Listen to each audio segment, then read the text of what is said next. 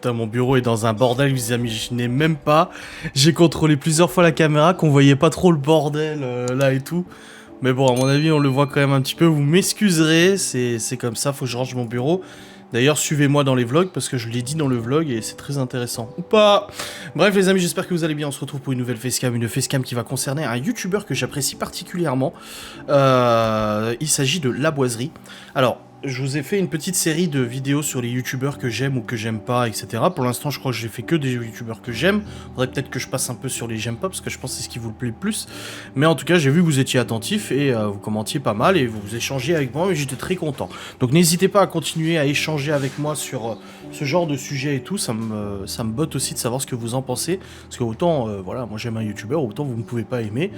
C'est parfaitement subjectif et c'est tout à fait compréhensible. Il n'y a aucun problème avec ça. Donc je suis ouvert à la critique si vous avez des choses à dire sur le youtubeur que j'apprécie ou je n'apprécie pas. Bref, on se retrouve aujourd'hui pour un petit point sur le youtubeur La Boiserie. Alors bon, ceux qui me suivent en vlog et tout ça, qui connaissent un petit peu mon quotidien, mes voitures et tout, vous avez vu que sur la DS et le Q7, il y a un autocollant hashtag boiserie.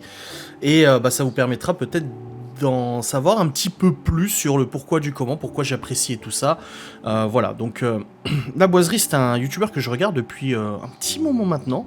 Je crois qu'il devait avoir 200 000 abonnés, quelque chose comme ça. C'était à l'époque du scooter en or. Je crois que la première vidéo que j'ai vue de lui, c'était une gitanerie où c'était marqué comment séduire une femme. Un truc hilarant et tout ça. Et c'est vrai que j'ai beaucoup apprécié son humour. Après, il y a une FAQ, je crois, qui est sortie. Du coup, j'ai regardé et j'ai vraiment accroché au personnage. Je vais pas raconter toute sa vie à Boiserie parce qu'il y a des vidéos sur internet qui concernent ça. D'ailleurs, je vous recommande fortement d'aller voir le podcast le concernant. C'est un podcast où il raconte un petit peu son parcours. Alors, son parcours jusqu'à il y a quelques mois, voire un an ou 2 ans, parce que depuis, il a encore évolué et il ne fait que ça. Et c'est ça que j'apprécie. Mais vous tapez podcast Boiserie. Moi, j'adore les podcasts, de toute façon.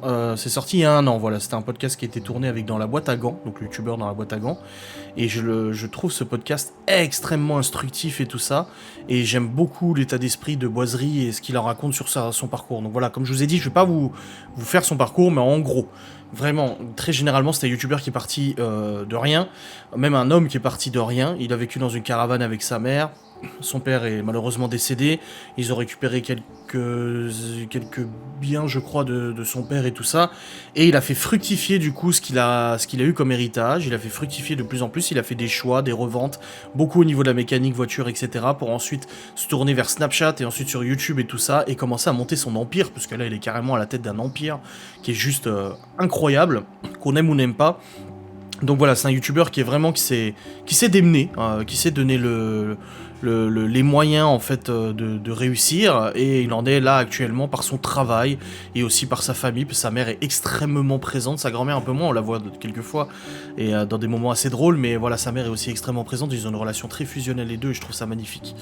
Donc c'est difficile à décrire La Boiserie parce qu'en fait c'est un youtubeur qui fait des vidéos voitures, des vidéos moto, des vidéos bricolage, des vidéos mécaniques, des vidéos parodiques aussi avec les gitaneries et tout ça.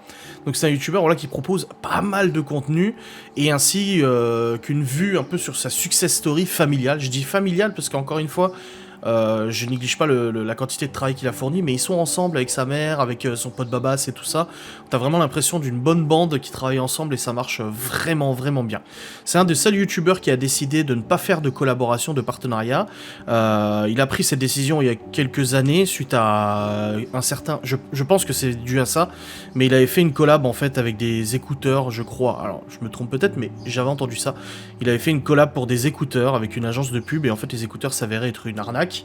Et il a de sa poche remboursé en fait ses abonnés qui se plaignaient du coup de pas réussir à joindre le service client pour se faire rembourser leur commande, et il a décidé de rembourser avec son propre argent, du coup l'argent de sa société, tous ces gens qui ont été floués par cette marque. Et à partir de là, il a décidé de ne pas faire de collaboration, il le dit plein de fois. Voilà, dans ses vidéos, il n'y a pas de collab avec NordVPN et tout. Il a même eu des propositions à, je crois, 500 000 € pour faire une collab avec sûrement Autodoc, à mon avis, parce que c'est eux, apparemment ils payent beaucoup en ce moment Autodoc, ils lâchent beaucoup d'argent. Bon, si vous voulez collaborer avec moi, Autodoc, moi je ne dirais pas non. C'est toujours bien. Surtout que je parle beaucoup de bagnole. Hein. Non, mais le mec, il fait un appel du pied. Non, je m'en fous, hein, je rigole. Hein. Autodoc ne me contacteront pas. Et tout ça. C'est Noroto, je crois, qui m'avait contacté. Il y a 1 an et demi, 2 ans, il m'avait contacté pour me payer une révision gratuite pour ma bagnole en échange d'une collab et tout ça. Et finalement, je n'avais pas donné suite.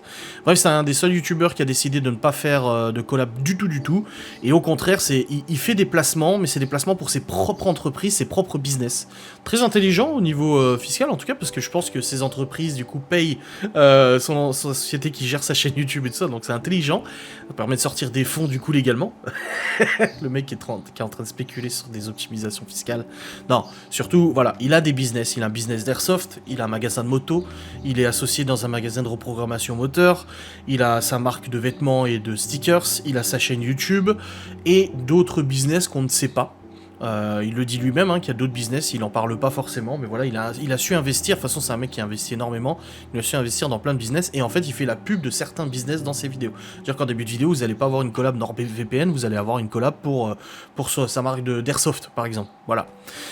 Les catégories de vidéos que j'aime le plus chez Aboiserie, c'est les gitaneries, pour le côté vraiment drôle, humour et tout ça. Moi, j'adore les gitaneries. Quelquefois les vidéos bagnoles, mais pas toutes. Voilà.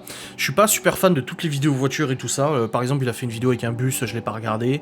Une vidéo où il balance une bagnole d'un hélicoptère, j'ai pas regardé non plus, toutes ces choses-là. Par contre, ce que je kiffe le plus, en dehors des gitaneries, donc les vidéos humour, c'est les FAQ, le parcours. Et la famille et les entreprises.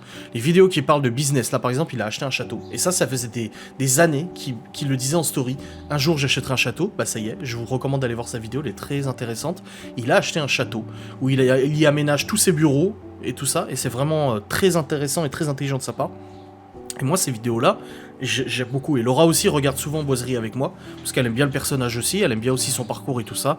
Et je trouve vraiment sympa. Après, ce qui est dommage, c'est que moi, j'entends de plus en plus dans mon entourage, voilà, des amis de Geoffrey ou Stevie, etc., qui me disent moi je suis un peu... Alors pas Geoffrey, parce que Geoffrey, je crois pas qu'il regarde... Si, il regarde un petit peu Boiserie, mais pas trop.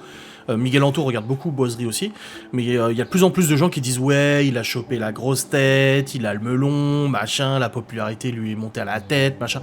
Mais ça, je pense que simplement, voilà, c'est les gens qui ont juste envie de critiquer tout ça, parce que oui, il gagne beaucoup d'argent, il investit aussi énormément d'argent, il fait des choses des fois que les gens ils apprécient pas, comme foutre sa Lamborghini à 200 000 balles dans un champ et faire des dérapages et tout ça, mais en même temps il fait ce qu'il veut en fait avec sa thune et tout ça.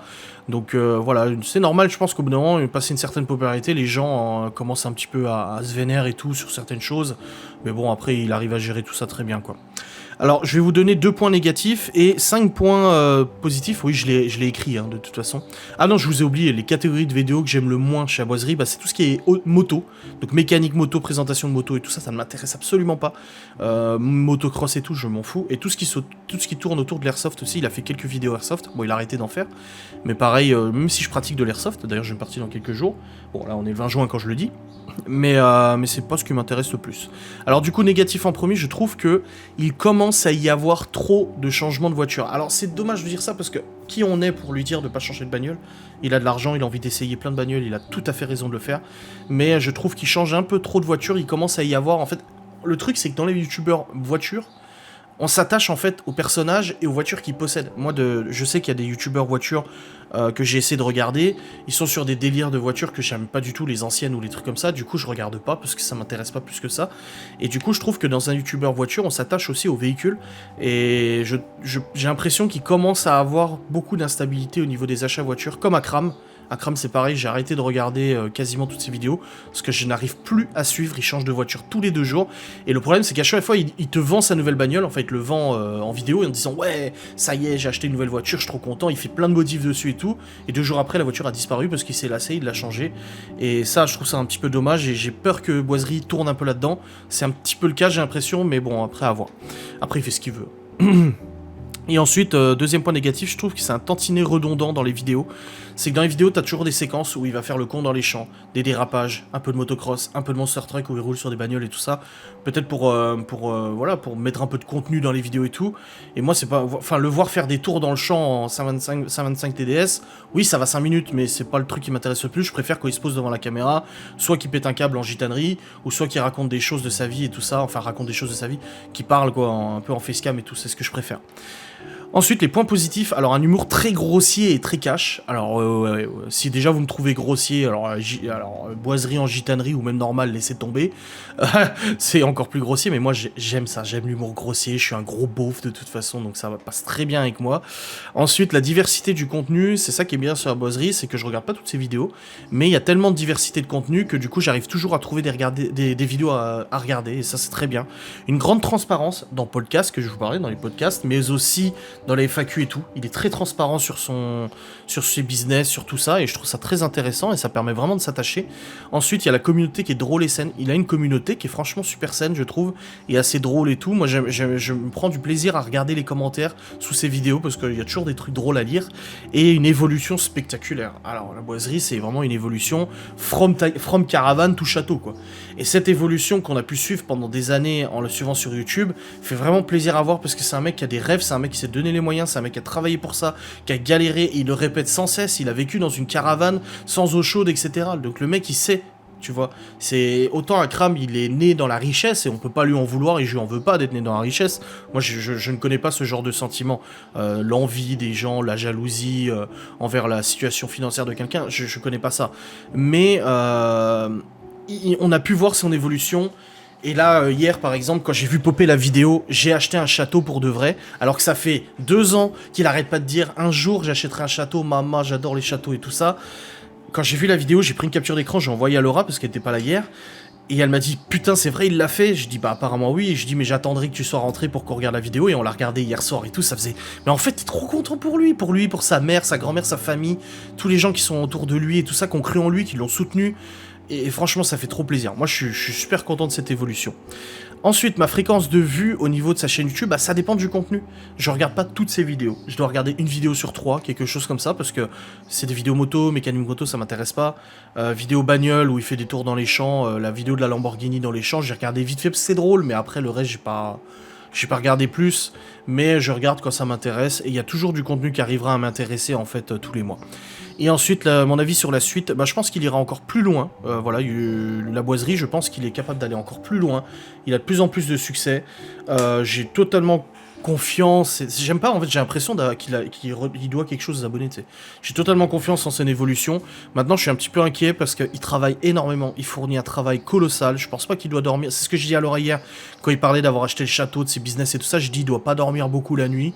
Et pour avoir parfois des moments de rush où c'est vrai que je bosse aussi énormément. Il y a plusieurs années, je bossais la nuit et tout, jusqu'à 3 à 4 heures du matin. Et c'est un rythme qui est très difficile.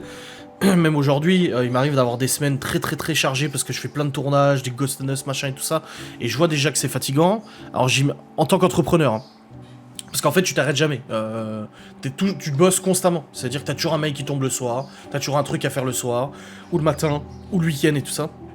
Et ben, je pense que sa vie doit être bien chargée. Et je me dis, est-ce qu'il va réussir à tenir la cadence? Parce que là, ça fait quand même beaucoup, là, quand même. Hein. Ça fait... il monte tellement de choses que ça fait beaucoup. Et c'est d'ailleurs le youtubeur qui a fait un jeu concours à 1 million d'euros. Du coup, 1 million d'euros de voiture à faire gagner à ses abonnés. Donc, il y en a un qui a gagné une Ferrari, il l'a gardé. Et l'autre, il a gagné une Lamborghini, mais il a préféré avoir le chèque cash. Pour pouvoir se mettre bien et tout ça. Mais voilà, la boiserie, c'est vraiment c'est le youtubeur qui respecte le plus le dicton de « je mets la famille à l'abri », parce qu'il a vraiment réussi son coup et vraiment bravo. Donc c'est un youtubeur que je félicite, même s'il verra jamais cette vidéo ou quoi que ce soit, mais je trouve que c'est un exemple de réussite, un exemple de ténacité, un exemple d'ambition et un exemple de